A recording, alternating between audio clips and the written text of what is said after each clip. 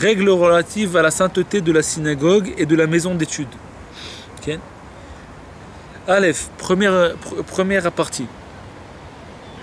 Kedushat bet hakneset ou bet hamidrash gdola meod. La sainteté de la synagogue et de la maison d'études du bet hamidrash gdola meod, elle est très grande. C'est une très grande sainteté. Umuzarim alehem lira mimishu shochen baem itbarach shemo. On doit faire attention. On est demandé à craindre celui qui se tient dedans. C'est Hashem Itbarach, Itbarach Shemo. Hashem Itbarach, il se trouve dans les synagogues, il se trouve dans la Beth Midrash, on étudie sa Torah. Et il faut faire attention de craindre celui qui se trouve dans ces endroits-là, celui qui se repose dans ces endroits-là. Kedirtiv ou Mikdashi Tiraou. Comme c'est marqué, ma sainteté, Tiraou, Mikdashi, mon sanctuaire, vous allez craindre. Mon sanctuaire. Au Bet HaKnesset ou Bet HaMidrash, Nikraim Gam Ken Mikdash. Maintenant, la synagogue et la maison d'études, ça s'appelle aussi Mikdash, c'est un sanctuaire. C'est-à-dire un endroit de sainteté. Kedirtiv, Ve'i Laem le Mikdash Me'at. Ça veut dire que Hashem Yitbarach, il se trouve avec nous dans ces moments-là où on n'a pas de Bet HaMikdash, on n'a pas de sanctuaire, on n'a pas de Bet HaMikdash. Il se trouve avec nous dans les synagogues que c'est un petit Bet HaMikdash, Mikdash Me'at. Vidar Shina, Jelou Bet HaKnesiot ou Bet HaMidrashot. C'est un Mikdash Me'at, c'est un petit Bet HaMikdash. Velachen, c'est pour ça, Asur le daber baem devarim betelim. On n'a pas le droit de parler dedans des choses vaines. Des choses vaines, des paroles vaines.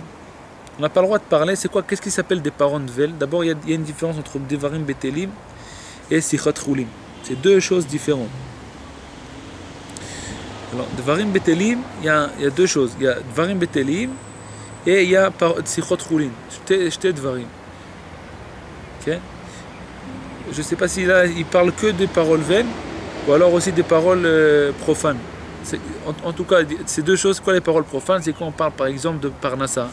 Ça s'appelle des choses profanes. Ça appartient pas à la sainteté. Ça appartient à des choses qu'on est permis. Et là, il parle de Varim Betelim. Varim Betelim, c'est des choses vaines. Ça veut dire il n'y a rien. C'est rien. C'est de la politique, des trucs qui ne servent à rien. Des choses vaines. Qu'est-ce que tu as fait hier? Est-ce que tu as mangé avant-hier? Qu'est-ce que tu as fait? Qu'est-ce que tu vas faire demain? Des choses qu'ils ont. Maintenant, si on parle des choses, par exemple, prépare-moi un café, j'arrive dans 5 minutes. Des choses comme ça s'appellent des choses profanes, mais ça s'appelle pas des paroles vaines. Des paroles profanes, ils sont permis.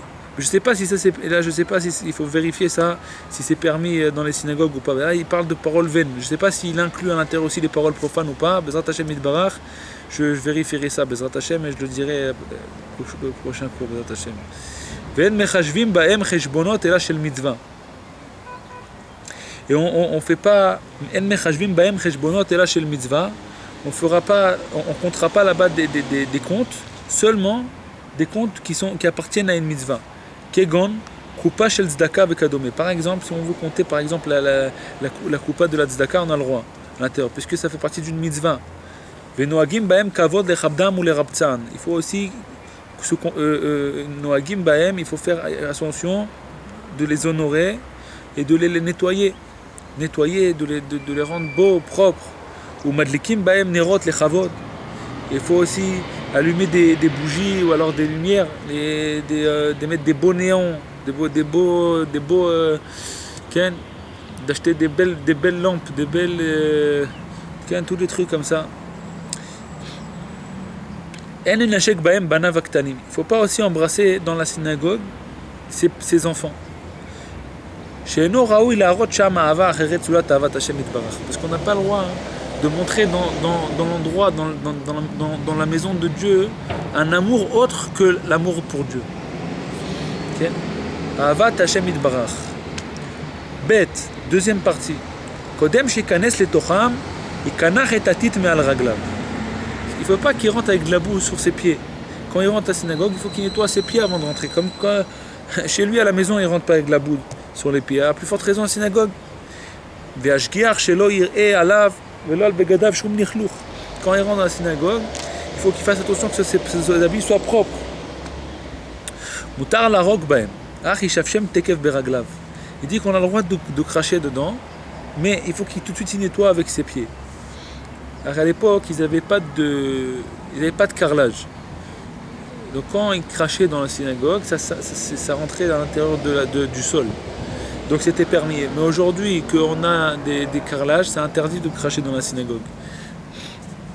Personne ne crache chez lui à la maison. Alors comment on peut cracher à la synagogue? Gimel. El nirnasim baem lo behama mipnei hama velo begashami mipnei geshamim. On peut pas, maintenant quelqu'un il a chaud, il passe dans la rue, il a chaud, il dit je vais me réfléchir, il y a un masgan à la synagogue, je vais rentrer dans la synagogue, et il fait bon là-bas, je vais attendre, je vais me réfléchir un petit peu.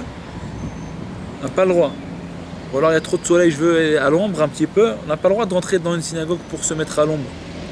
Et aussi si par exemple on va dans la rue, il pleut, on n'a pas le droit de rentrer dans la synagogue pour s'abriter de la pluie. On parle là de la mitzvah dans l'intérieur de la synagogue, pas dans le lobby qui est à l'extérieur ou dans le couloir avant de rentrer. On parle dans la synagogue même. Okay? On n'a pas le droit de rentrer dans une synagogue pour s'abriter. S'il doit rentrer à l'intérieur de la synagogue pour appeler un ami, ייכנס ויקרא שם איזה פסוקים או איזה משנה או יאמר איזה תפילה או שישמע מאחרים איזה לימוד ולכל הפחות יישב שם מעט כי גם הישיבה בהם היא מצווה ואחר כך יקרא את חברו. Il dit quelqu'un il rentre dans une synagogue pour appeler son ami, il s'assoit et il étudiera quelque chose, une étude ou alors une mishnah ou alors il écoute de quelqu'un d'autre une étude ou alors il répond par exemple à un kaddish amen ou alors il fait quelque chose, il s'assoit. Mais s'il ne peut rien faire, il ne sait pas lire, il ne sait pas et alors il peut même s'asseoir sans rien faire, parce que de s'asseoir dans une synagogue, c'est une mitzvah. Alors même si quelqu'un il veut rentrer dans une synagogue rien que pour s'asseoir, c'est permis. S'il veut faire, il veut accomplir, il fait ça pour faire la mitzvah, il veut s'asseoir. Ce qu'on a dit tout à l'heure qu'on n'a pas le droit de s'abriter dans la synagogue, c'est quand il veut juste s'abriter. S'il veut maintenant, il va accomplir la mitzvah de s'asseoir dans une synagogue, il a le droit. Vaut mieux qu'il s'assoie dans la synagogue qu'il s'assoie à l'extérieur. Mais ce qu'on a dit, c'est de se servir d'une synagogue pour s'abriter. Ça, on n'a pas le droit. Maintenant, de s'asseoir dans la synagogue, c'est une mitzvah. Donc, quelqu'un qui veut appeler son ami dans la synagogue, alors il peut rentrer à la synagogue, même s'il ne peut rien faire, il ne sait pas lire, il ne sait pas tout ça, il s'assoit, même il s'assoit pendant 5 secondes dans la synagogue, et après il se lève, il va appeler son ami, il a le droit. Mais pas qu'il rentre direct dans la synagogue, il va appeler son ami. Okay? Dalet. Asur lechol ou lishtot ou lishon baem afilu shnat haray. On n'a pas le droit de manger ou de boire ou de dormir dans une synagogue, même de dormir,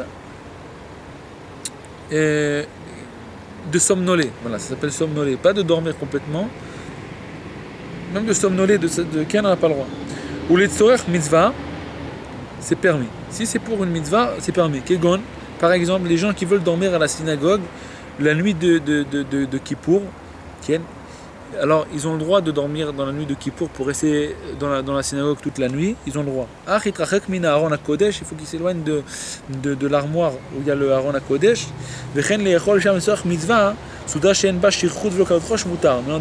De manger une mitzvah, une seouda de mitzvah. Par exemple, s'il y a une brit mila, on veut faire une seouda dedans, c'est permis s'il n'y a pas on ne se saoule pas dedans à l'intérieur. Et on ne raconte pas des blagues, et on ne fait pas de kaloutroche. C'est-à-dire que de kaloutroche, c'est pas des blagues, c'est toutes sortes de choses. Kaloutroche, c'est comment il traduit ça?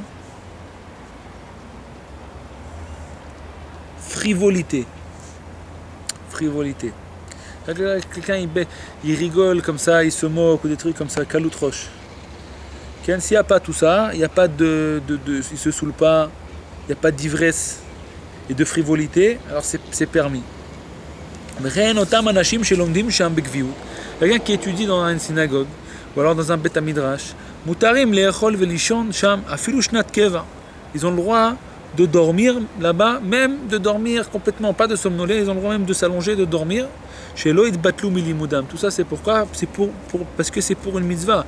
C'est pour pas qu'ils s'annulent de leur étude. Alors, ils veulent dormir pendant 25 minutes, une demi-heure ou une heure. Et après ils se lèvent, ils étudient. S'ils doivent retourner chez eux à la maison, jusqu'à qu'ils rentrent chez eux, jusqu'à qu'ils reviennent, c'est pas sûr du tout qu'ils vont revenir.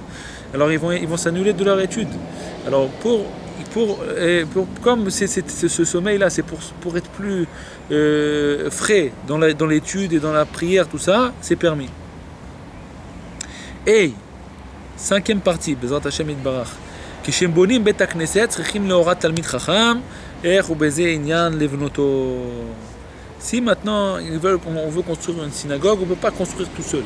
Il faut demander à quelqu'un qui connaît bien les halachot, qui connaissent bien les halachot et qui nous disent comment faire. Parce qu'il faut faire toutes sortes de choses. Quand on veut construire une synagogue, il y a toutes sortes de choses à faire, ou alors à dire, ou alors des tnaïm, des conditions qu'on doit poser avant de construire la synagogue, tout ça. Il faut que ça soit fait par quelqu'un de Talmid Chacham qui connaît les halachot, qui savent comment faire, comment construire la synagogue et tout ça. Bezrat Hashem Yitbarach. Là, on a fini Baruch Hashem le chapitre 13.